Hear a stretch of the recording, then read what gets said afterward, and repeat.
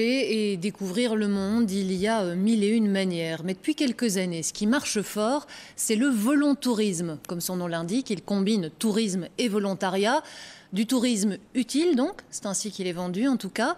Dans les faits, on est en droit d'émettre quelques doutes. Les dérives ne sont pas rares. Le marketing du volontariat, c'est un dossier préparé par Nadia Salmi.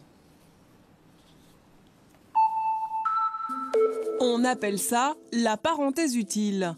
Consacrer quelques semaines ou quelques mois au volontariat dans le pays de son choix. Mission humanitaire en Afrique du Sud, soins animaliers en Inde, tout est possible pour qui rêve de voyager autrement.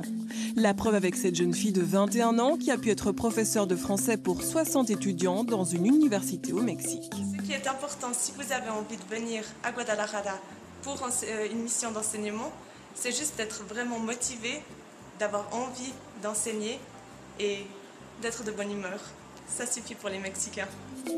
Le message stéréotypé est là, et les vidéos de ce type sont nombreuses chez Project Abroad. On sourit, on s'émerveille, histoire de donner envie à d'autres volontaires de partir. 11 000 cette année, mais attention, pour être utile à l'étranger, l'envie ne suffit pas.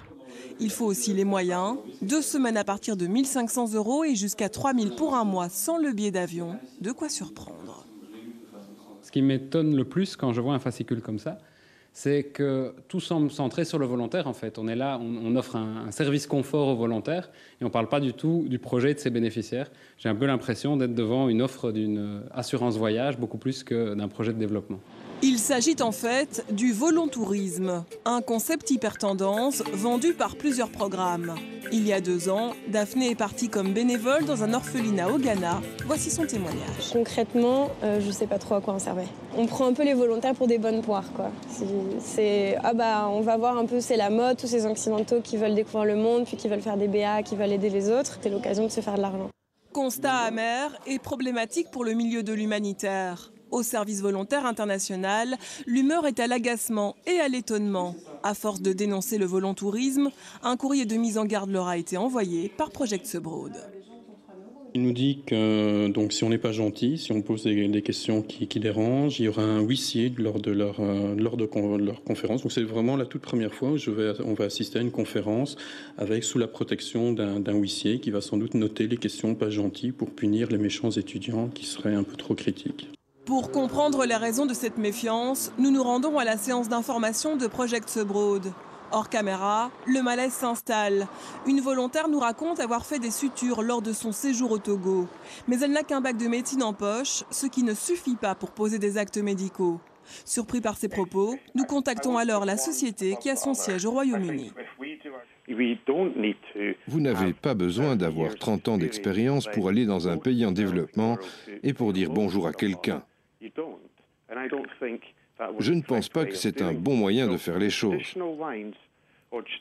Enfin, d'un point de vue traditionnel peut-être. Mais de nos jours, il faut être un peu plus moderne.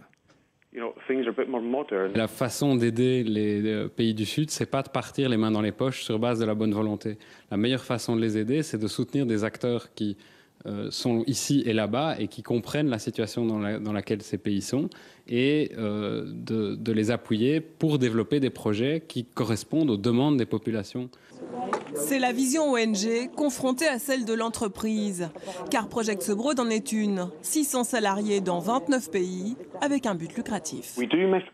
Nous faisons du profit, mais celui-ci nous permet de créer d'autres projets. Vous savez, nous avons des coûts réels qui nécessitent beaucoup d'argent.